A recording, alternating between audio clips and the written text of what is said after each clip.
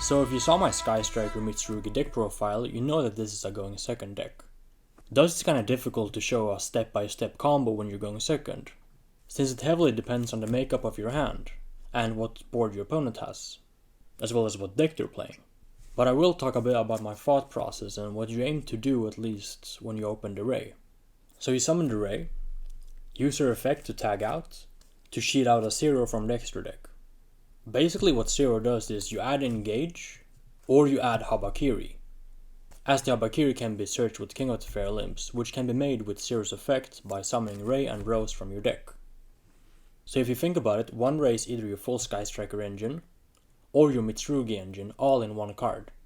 And depending on what you opened, say you opened Engage into Raye, then you can do both, which I will show you soon. So let's say you summon the 0 and you don't use the unsummon effect, because you can only use one effect per turn. Instead you tribute the 0 to summon the Raye from your graveyard and the Rose from your deck, and then pop a card your opponent controls with the 0's effect. Here you overlay the Raye and the Rose into a King of the Fair Limbs. You activate King's effect, detaching the Raye.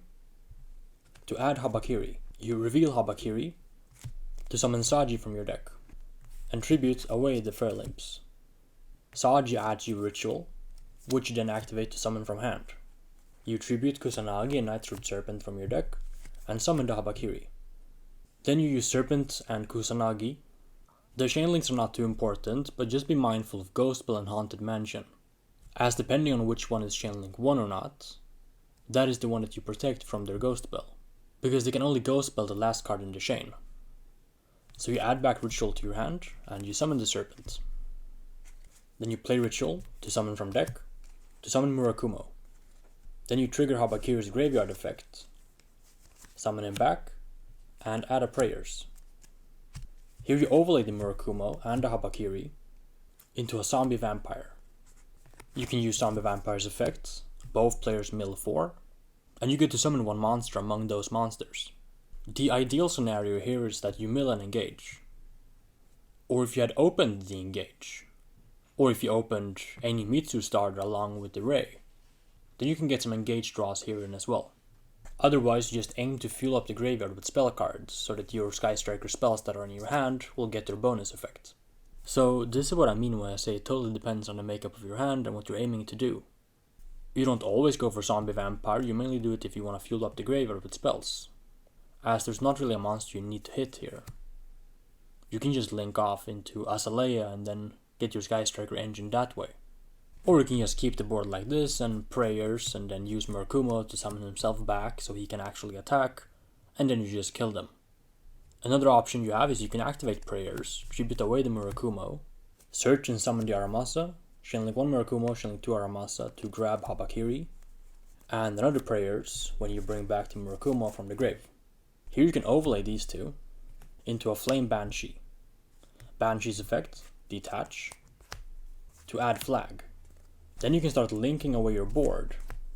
So you make an IP, and you make these two into a Celia, and you make this into a Shizuku.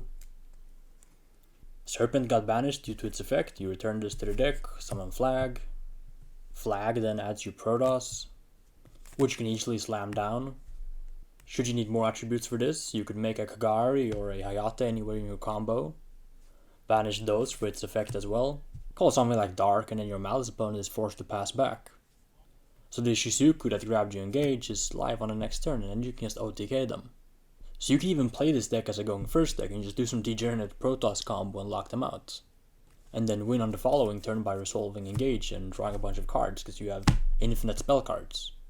So personally, I think the Board Breaker variant is more entertaining, seeing as the Sky Striker deck is already a casual deck, but this is one of the ways you can make it a bit more competitive. And for all you Sky Striker purists, just wait a little bit and I'll be releasing a deck profile with pure Sky Strikers coming soon. But until then, as always, take care and have a good rest of your day.